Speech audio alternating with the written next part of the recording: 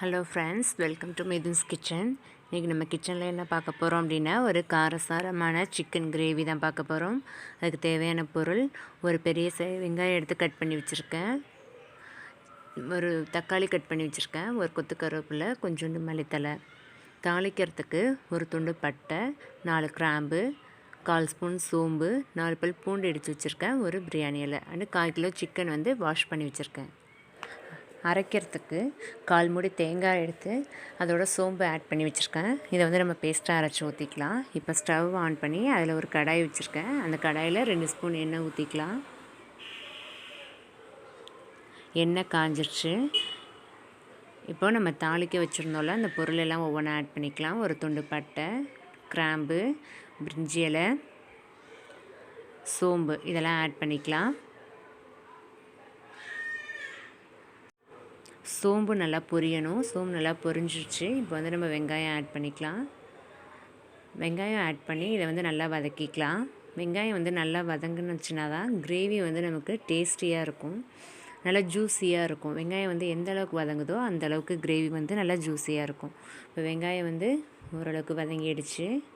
இந்த ஸ்டேஜில் நம்ம இஞ்சி பூண்டு பேஸ்ட் வந்து ஆட் பண்ணிக்கலாம். 1 ஸ்பூன் இஞ்சி பூண்டு பேஸ்ட் ஆட் பண்ணிக்கிறேன். இஞ்சி பூண்டு பேஸ்ட் ஆட் பண்ணி இந்த இஞ்சி பூண்டோட பச்சை வாசம் போகிற வரைக்கும் நல்லா வதக்கிக்கலாம். நல்லா வதங்கிடுச்சு. அந்த இஞ்சி பூண்டோட பச்சை வாசனையும் போயிடுச்சு. இப்போ நம்ம கட் பண்ணி வச்சுருந்தோம்ல தக்காளி, அந்த தக்காளியை வந்து இதில் ஆட் பண்ணிக்கலாம். வெங்காயமும் தக்காளியும் வந்து நல்லா வதங்கி வரணும். கிரேவிக்கு வந்து நல்லா வதங்கி இருந்தால் தான் வந்து நல்லா டேஸ்டியாக இருக்கும். பாருங்கள், நல்லா வதங்கிடுச்சு பாருங்கள். தக்காளி வதங்கி ஒரு மாதிரி இந்த ஒரு பேஸ்ட் கன்சிஸ்டன்சிக்கு வந்துடுச்சுல்ல, இந்த மாதிரி இருந்தால் தான் வந்து நல்லா ஜூஸியாக இருக்கும். இப்போ இந்த ஸ்டேஜில் நம்ம சிக்கன் ஆட் பண்ணிக்கலாம். சிக்கனை ஆட் பண்ணி சிக்கனை வந்து நல்லா வதக்கிக்கலாம். ஏன்னா வந்து உங்களுக்கு வந்து சிக்கன் வந்து தண்ணி விடும். ஸோ நம்ம வந்து ஃபஸ்ட்டே தண்ணி ஆட் பண்ணோம் அப்படின்னா ரொம்ப தண்ணி ஆகிடும். அதனால் சிக்கன் வந்து ஓரளவுக்கு ஒரு அரை வேக்காடு சொல்லுவாங்களே, அந்தளவுக்கு வதக்கிக்கலாம். அதோட கொஞ்சம் கருவேப்பிலை ஆட் பண்ணிக்கலாம்.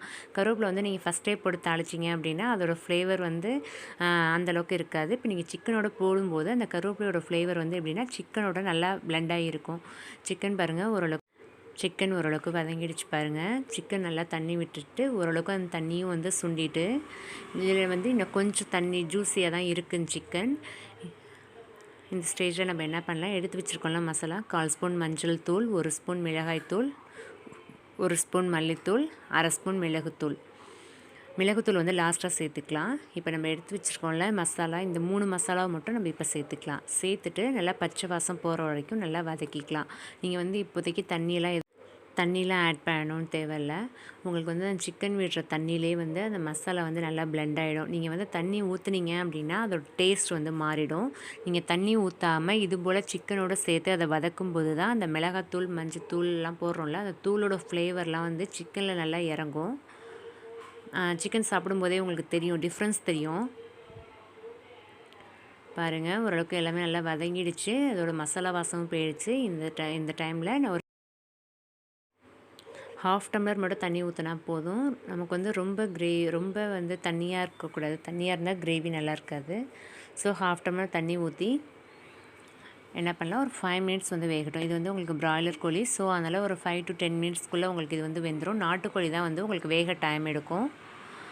5 மினிட்ஸ்க்கு அப்புறம் பாருங்கள், நல்லா எண்ணெயெல்லாம் பிரிஞ்சு வந்திருக்கு. நீங்கள் வந்து தேங்காய் சேர்க்க வேணாம் அப்படின்னு நினச்சிங்கன்னா இந்த ஸ்டேஜில் கூட நீங்கள் போட்டு சாப்பிட்லாம். டேஸ்ட்டும் செமையாக இருக்கும். இப்போ வந்து நான் தேங்காய் சேர்த்து செய்கிறேன். ஸோ அந்த தேங்காய் ஊற்றிக்கலாம். தேங்காய் சேர்த்து அதிக நேரம் கொதிக்கணும்னு அவசியம் இல்லை. லைட்டாக ஒரு கொதி வந்தால் போதும்.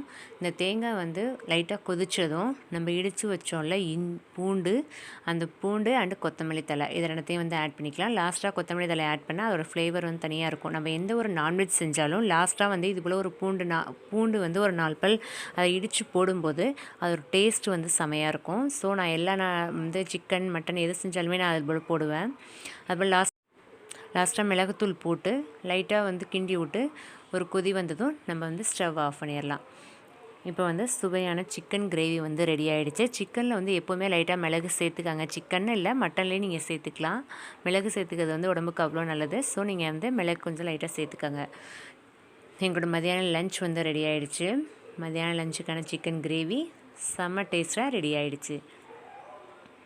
மதியானம் லஞ்சுக்கு ரைஸ் வச்சுருக்கேன், தயிர் வச்சுருக்கேன், சிக்கன் கிரேவி அண்டு முட்டை ஆம்லேட். நாங்கள் வந்து எப்போதுமே நான்வெஜ் சாப்பிடும்போது முட்டை இல்லாமல் சாப்பிட மாட்டோம். ஸோ முட்டை ஆம்லேட் போட்டு வச்சுருக்கேன்.